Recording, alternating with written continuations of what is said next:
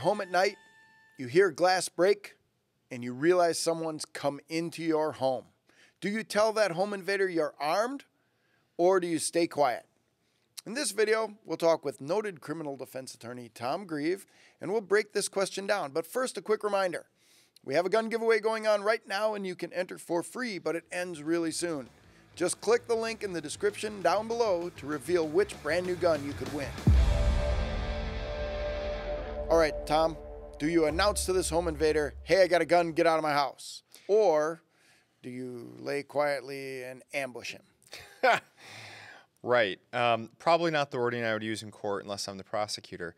But well, the prosecutor's going to use the that. prosecutor probably will use that language. That man over there ambushed a defenseless home invader. Right, the defenseless, the poor innocent home invader who just stumbled in because they wanted to watch Netflix and chill. So, there's pros and cons both ways, right? Because the pro of announcing is obviously you're hoping that that deters them and they leave. Mm-hmm. The con is you've just forfeited a lot of tactical advantages. They know that you're here, they know where you are, and they know that you're armed, or at least that you're claiming to be armed, right?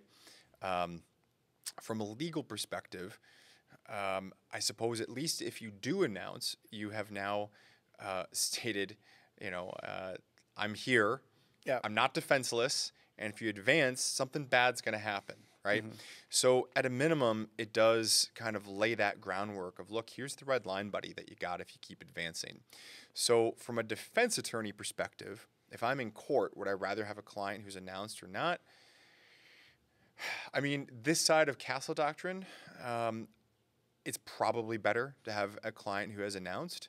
In states where there's castle doctrine and there's less issues of deciphering whether or not someone had the ability to employ deadly force against a home invader at 2 a.m. But the counterpoint to that is, okay, let's say you announce and they say, okay, I surrender.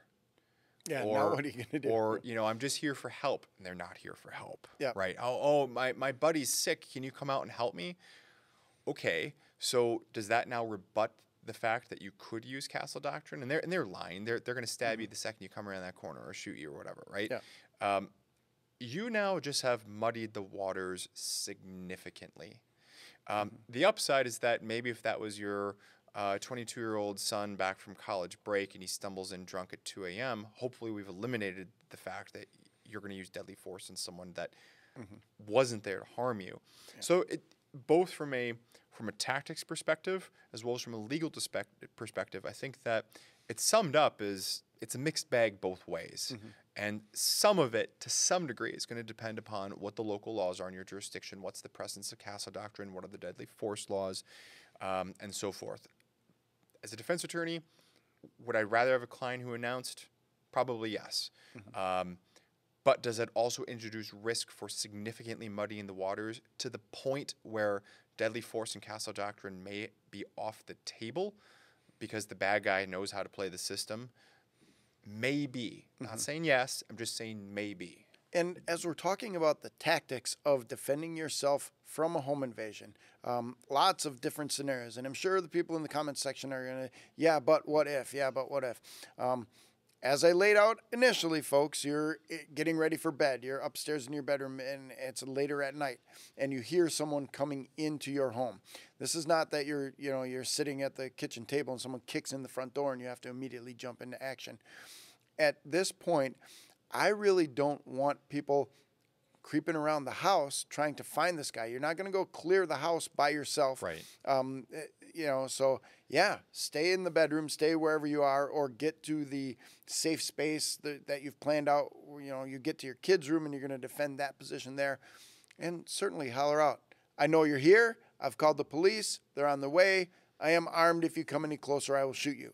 That makes it really clear for the guy in the house to understand what's going on. But if you decide you're going to go get this guy out of your house and you head down the stairs and you start looking around the living room and the kitchen and the dining room, and somewhere you're going to come around the corner and he's going to hit you over the head with a lamp or a pipe or stab you, or worse yet, you're going to hear him rummaging around in the office stealing your computer, and as you head for that door, his accomplice is going to come and attack you from behind. Right.